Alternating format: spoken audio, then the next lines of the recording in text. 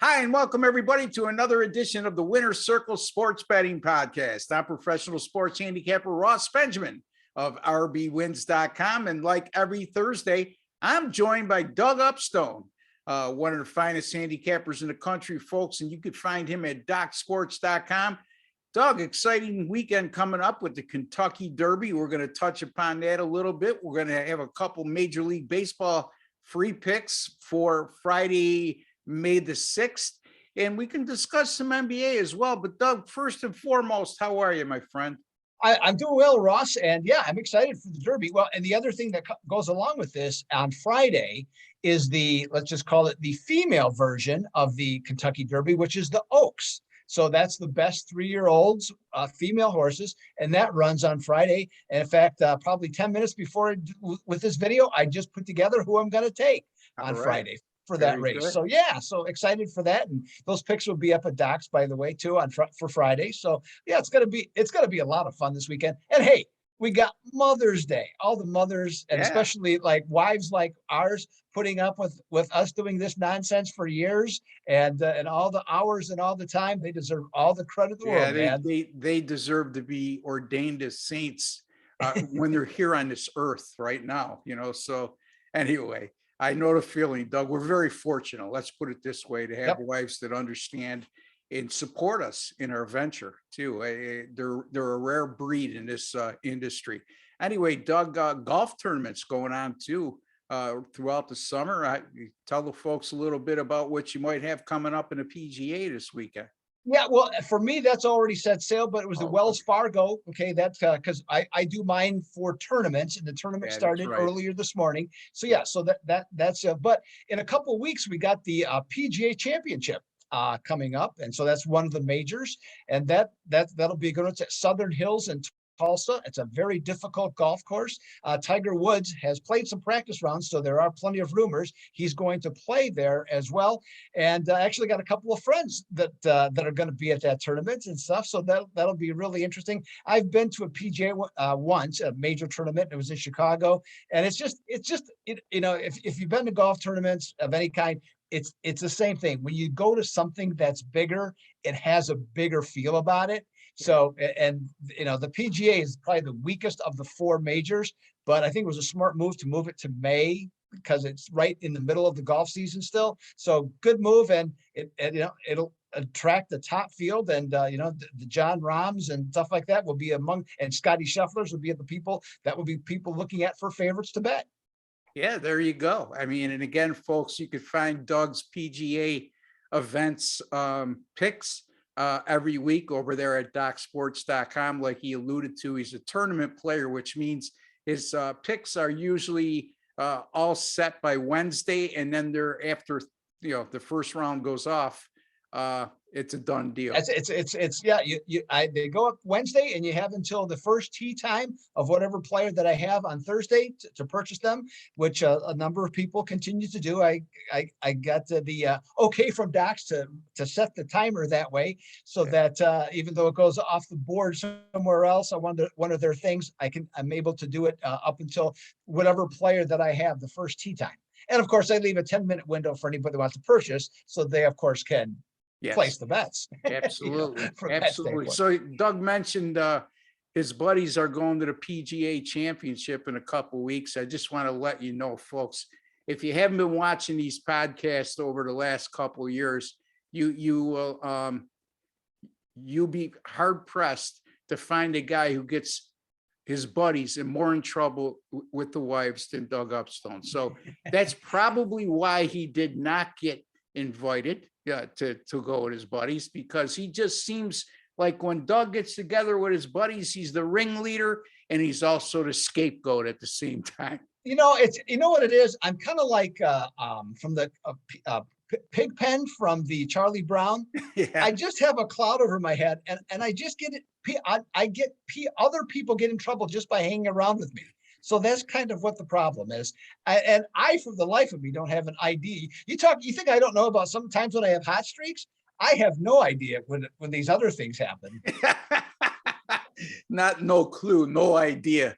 Big difference. Nothing. So, Doug, the Kentucky Derby, let's talk about that. And again, folks, we're talking to Doug Upstone from DocSports.com, regular on the Winner's Circle podcast.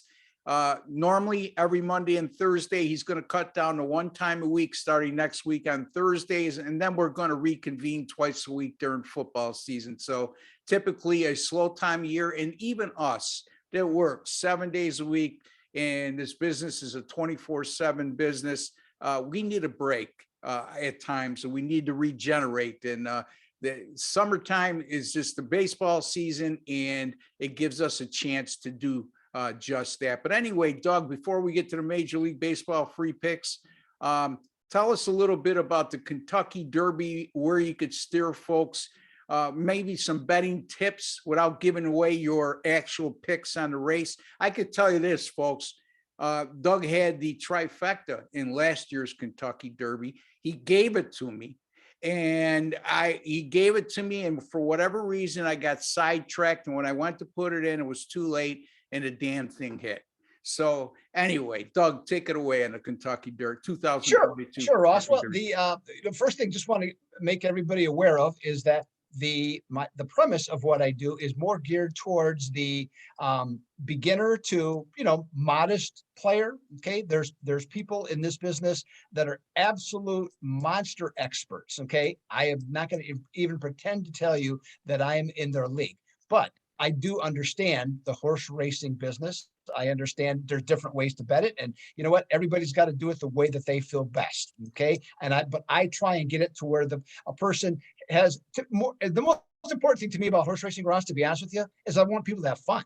Okay. Because that's what it's designed to do ultimately. And so if you're not betting a lot of money, it's, then when you win, it makes it a lot more fun. Now, in this race, the two favorites are Epicenter and Zandon. That is, they have been the favorites probably 3-4 weeks ago, even as, some of the books had some, smaller odds. The official odds as of right now, the morning line odds when they had the draw the other day, those are the two favorites, and they're deserving. Okay. In both cases.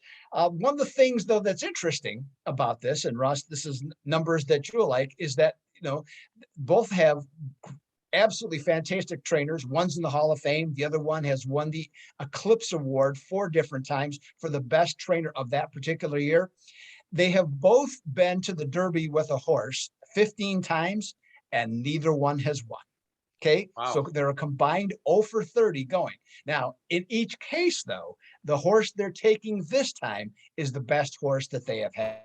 Okay. So that's why, they got 2 studs. And so those are the ones that everybody's looking at. Now, it's not really, though, in my opinion, a two horse race. Okay. There's, from a betting standpoint, it kind of looks that way, but the Kentucky Derby is 20 horses. Okay. So when you have 20 horses, there's a lot of things can happen. And there has been the best horse doesn't win anyways, but it also happens to be the case even more so at the Kentucky Derby, because a horse, when they come out of as they go to the first turn, it can get caught in a crowd. Okay. And it can just be stuck. And so then the jockey might decide to take it wide. You take it wide, you've got to run farther along track. For some horses, they're not used to this distance, and they have nothing at the tank at the end. So these are all things that can happen in this race. Now, the 2 horses I just mentioned are in good shape. 2 other favorites that are out there is Messier, who is named after Mark Messier, the hockey player, the Hall of Fame hockey player. That's another one. Didn't have a great trip at the Santa Anita. That's a little concern. That's where actually some of my concern is it, but it's among the favorites, something that really looked. And another horse that I like was the Florida Derby winner, White Abreu, 4 victories in 5 starts. The only thing against them, though, all of them were at one track, and it's not Churchill Downs. It was at Gulfstream down in Florida. So, but those would be the 4 horses that offhand, okay, among the favorites that I would look at as to say those would be your potentially best bets, okay, to make on those if you're looking for a win or like, for example, one that I might recommend is for if you're looking for a little better odds is White Abreu right now is 10-1.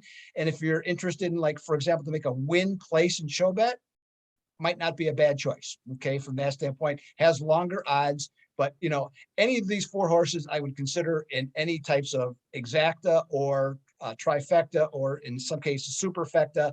And what a exacta, for example, you can do an exacta box, which would be, you could choose the number of horses. So on a 2-horse, well, that's pretty simple. You're picking them to finish first or second. And a 3-horse one, you can put in $1 and you get 6 options. So it costs you $6. Okay. So you got 6 different options to win. Obviously the one with the longer odds is who you want to win, because that's the better payout. So, but any of those horses would certainly fit. Okay. From that standpoint. Now, looking at a couple of the long shots, Ross, there's one. Charge It is one of the horses. I believe he's coming out of the 8th spot, as I recall. He was second at the Florida Derby. The horse, by all accounts, it was a little, still a little bit green, a little bit young. Okay, the jockey just didn't get him to race. He was actually, in watching the race, there was times where he actually, if he would have gone at the right time, he actually could have won the race. Didn't happen. Okay, but he's trained well since. His trainer, the owners are happy about where he's at. So at 20-1 right now, he doesn't look like a bad shot, and neither does Simplification. Simplification is another one, 20-1. Was third at the Florida Derby. It was leading, coming around the far turn, and just got beat, in this case, by better horses, but won the Fountain of Youth. Has the stamina to make the complete run. So his stalking is what's called a stalking style, which means that wherever the leaders are, he just tends to be behind them. That's how he runs best. Yeah. And then he a lot of times has that extra gear then to make it in the final furlong and a half or so to win the race. So those would be the horses that I would be looking at. Okay, for that. So again, Simplification and Charge It for long shots. Zendin, White Abreu. I got to think of the other ones here now again. White Abreu, Epicenter, and Messier. Those are the ones that I would be looking at for the race. So I hope that is complete enough for everybody. Yeah, a couple questions from me. Sure. I understand there's going to be, they're predicting rain today and tomorrow at Churchill Downs, and the condition of the track might be a little bit soggy on Saturday, possibility. I also understand that Epicenter runs pretty good in those types of conditions. So that might be something to keep in mind. Correct me if I'm wrong, Doug. Absolutely true. Yes. I mean, the one thing, they do a great job. The rain is supposed to be more of a problem on Friday than Saturday, but there's still, probably close to a 50% chance.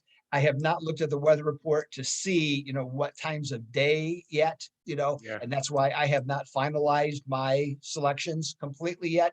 But no question. If you find a horse that is known for, not being thrown by off conditions, something definitely to consider. Absolutely.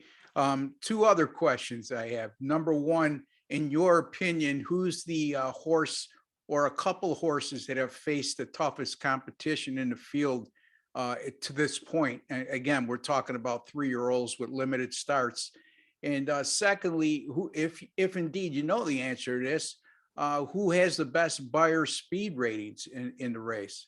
Sure. At least in my opinion, I think Zandon has faced the toughest competition to this point. So that's of note. And that has to do also then with, kind of the maturity of horses. I got to get this name right. Tabia is it's 12-1 coming in, won the Santa Anita Derby, beat Messier. In fact, they're stablemates, as it turns out. So they're coming out of the same stable. But that horse won that race, but one of the things about that horse is that, again, it's a 3-year-old. There's obviously they're not all the same age, like anybody, I mean, they're not all the same age, and has been very lightly run, has only run 2 races. But in terms of the buyer speed rating, actually that horse has is tied with I believe it's Zendon has the highest buyer speed rating, and his were back to back at 103 and 102. So really strong numbers. But here's the thing about that horse, and this is why I'm not going to play him at all, even despite a lot of positives, is that he only run 2 races. Both races, one race had 5 horses in it, including him, and the other, the Santa Anita, had 6. So there's a lot more track to, and if a horse just can find the right lane and with his speed, that's great. But what happens? We've got 20 horses. 20 horses, yep. You got 150,000 people in the stands that'll be screaming. And when he breaks that gate, I think he's at, I want to say 12. I don't quote me on the position. I don't remember offhand, but all of a sudden he's going to have horses right on top of him. Okay. Right next to him. Maybe he'll react positively and it'll work out, but that's not necessarily what happens. Yeah. Okay? A lot of horses get a little bit spooked, and if they get jousted around a bit, get hit a little bit, they don't necessarily like that, and they don't stop running, but they're less excited about running. Yeah. So those are things that are just commonly seen in horse racing. So for me, that's among that. So, but to the other question, but definitely speed ratings there, and along with Zandon also with a top-notch speed rating as well. So if I remember correctly, the Kentucky Derby is 1.125 miles. The Belmont's 1.25 miles, and then we get, excuse me, the Preakness is 1.25 miles, and the Belmont is 1.5 miles.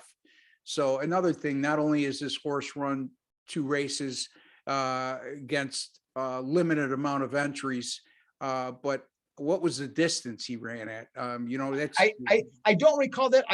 If I had to guess on the Santa Anita, it was probably like 9 furlongs or 1.25 miles, right around in there. So yes. So yeah. And this is a challenge, and this is why not a lot of horses participate any longer in all 3 races. It used to be with horse racing. I mean, any horse coming into the Kentucky Derby would probably have had at least 7 starts, if not even some in cases 9. I believe years ago, I could be wrong on this, but the Wood Memorial years ago in New York, I believe was 2 weeks before the Kentucky Derby, and Secretariat ran in the Wood Memorial. Just 2 weeks, so, and then could figure that, then the Preakness was 2 weeks after that, and the Belmont was 3 weeks after that. I mean, that's in today's world, that just doesn't happen. Yeah, and that horse just kept getting stronger, race by race. I mean, to the point where in the Belmont, what did he win by? A record 35? 26, 30, something. Stupid. Right? Yeah. Oh, it was unbelievable, like a locomotive. Yeah, is what it was. It was a species and a half. That's what actually got me interested. I had gone to the track with my mother and my grandmother, or my mother and my grandfather a few times. So that was, but really, what really got me interested in horse racing was Secretariat.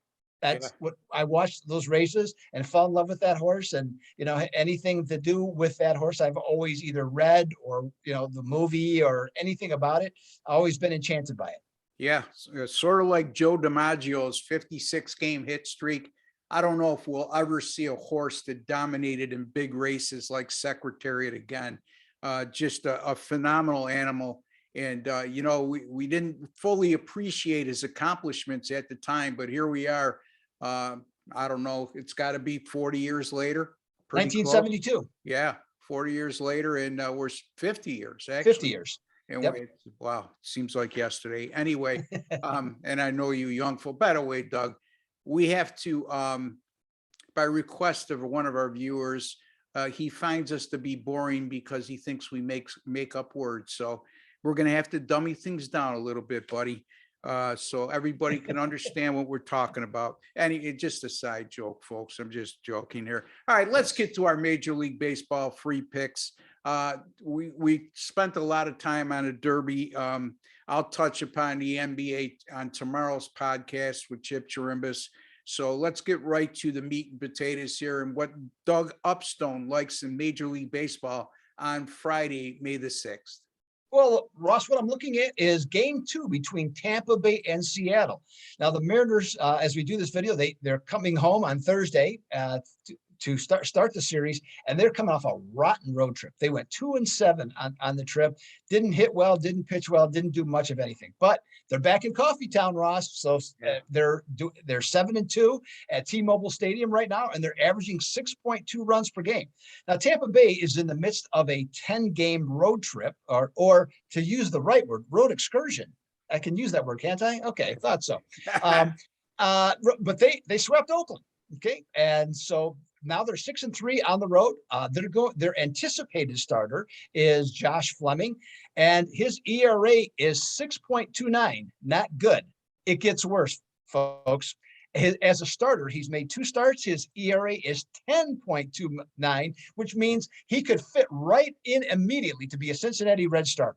He'd be ready to go. Yeah. Now, the M's, they're going to counter with Logan Gilbert. And if you have not seen Logan Gilbert pitch, you should. This kid is I hate to use the word kid. He's a 24-year-old grown man he was an emerging star. 4-0 so far this season, 0.68 ERA, and Ross an 0.93 whip to go along with that. There we with a go. better than 3-to-1 strikeout to walk ratio. Yeah. Now, Gilbert, when he and the Mariners have faced teams with an American League teams with an on-base percentage of .330 or lower, 18-6. The clincher, though, when he is off 2 starts in which he's given up 2 runs or less, earned runs in each start, he and the Mariners are a perfect 11-0. Ross, I'm going to take the Mariners to throw the Rays overboard at -125. I think Logan Gilbert's going to win the Cy Young in the American League. Not a lot of people know about him. You know, he's still fairly young. By 24. Yeah, but he's a little bit unheralded. A lot has to do with the market he plays in, and the Mariners not actually being one of those top franchises that catches the national eye. But not only 4-0 this year, they're 5-0 this year when he is their starter, and his ERA and WHIP that Doug just alluded to is a major reason why. So keep an eye on that starting pitcher, Logan Gilbert, especially when you're getting them at a price like this particular matchup at -125. And I think that's a steal at -125. I really do. I'd be surprised if that game does not move. Some sharp money moves that line to somewhere closer to 140 before game time. So get down early, folks. The Seattle Mariners -125 over the Tampa Bay Rays, and that's from Doug Upstone of DocSports.com. I'm going to come back-to-back days now. I gave you in yesterday's video, I gave you the New York Mets as an underdog over the Philadelphia Phillies. And today I'm coming back with the New York Mets again in the Philadelphia Phillies. No, what did I give? New York Mets I gave you as an underdog yesterday. So I'm covering the Mets 2 days in a row. I gave you the Mets as an underdog against Atlanta. Now they're opening up a series against Philadelphia on Thursday. And boy, oh boy, this is the 3rd time already that these teams have faced each other, meaning in a series. And Kyle Gibson gets a start for the Philadelphia Phillies, and he's done a terrific job since coming over in a trade to Philadelphia. Gibson's made 6 starts thus far at 2.93 ERA and a 1.08 WHIP, 5 starts, 2-0 at home with a 1.42 ERA and 0.55 WHIP. So he's pitched extremely well so far. And since last year, Gibson's made 3 starts against the Mets. All 3 of those games have gone under the total. And in those 3 starts, he posted a 2.12 ERA, and that's pretty good pitching, folks. Since last year, the Mets 21-9 to the under when facing a National League starting pitcher with an ERA of 3.20 or less. And as I alluded to, Gibson's at 2.98 and 5 starts. And Max Scherzer, how about Max Scherzer, Doug? 5-0 this year, and his team starts with a 2.61 ERA, a 0.81 WHIP. He just keeps trucking along, still dominating in his late 30s. His last 3 starts alone, an 0.65 WHIP in those last 3 starts with 29 Ks in 20 innings. Philadelphia 17-5 to the under since last year when facing a National League starting pitcher with a WHIP of 105 or less. Scherzer's at 0.81. And Scherzer also has made 5 starts at Philadelphia since last year.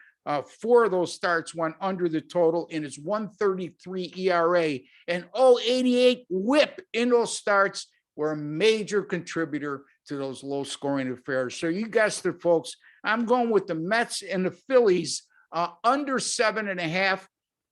There is 7.5 at Bet Online. The rest of the books have it at 7.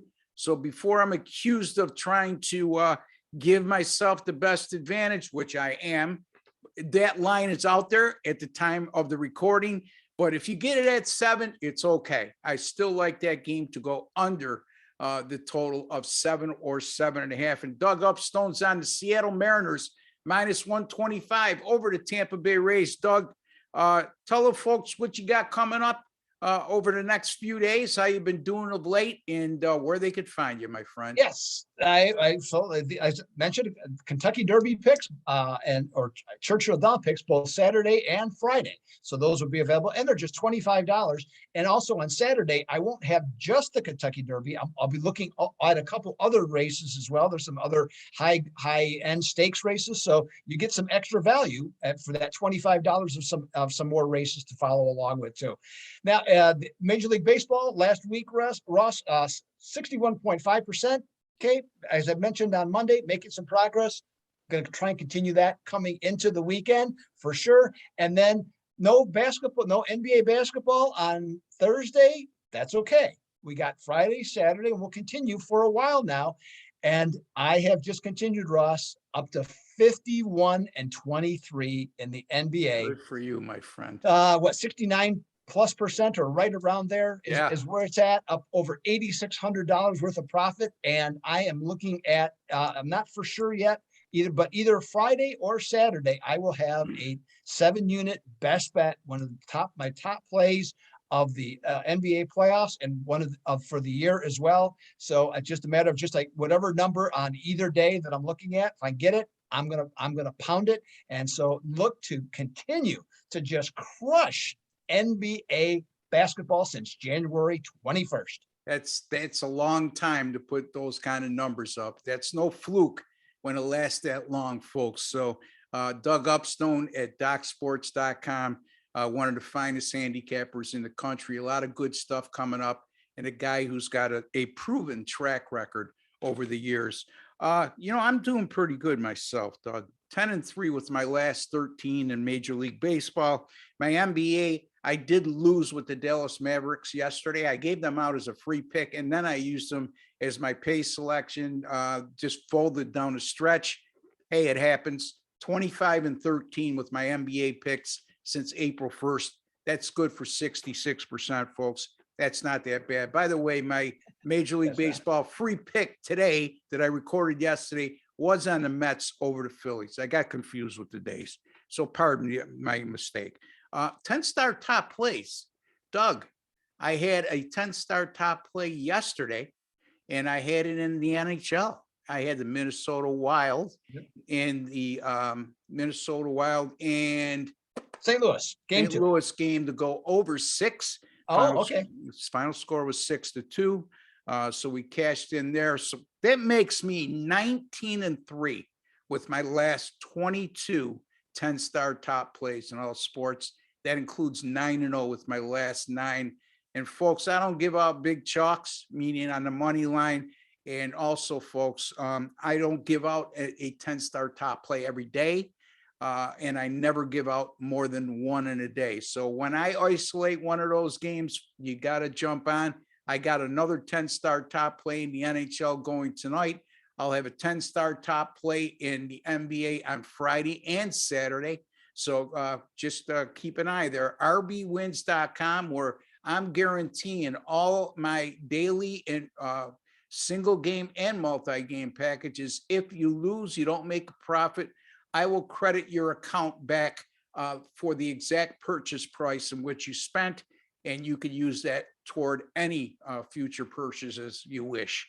And in addition to, if you have not subscribed to my website, registered, I should say, you get a $100 sign-up bonus for new registrants. So any of you who are on the fence about dabbling in, go to rbwins.com. That's my website. Register. Your account will be credited $100, and you can use it toward any future purchases, whatever way you like. Folks, if you're not going to be serious about I do well for you, okay, and I make you money, and you're not going to spend any money beyond that, please don't bother, okay? Because I've had several people jump in and I've been killing it over the last 3 weeks. Nothing more annoying than that. And you know what, folks? You're not screwing me. You're screwing yourself.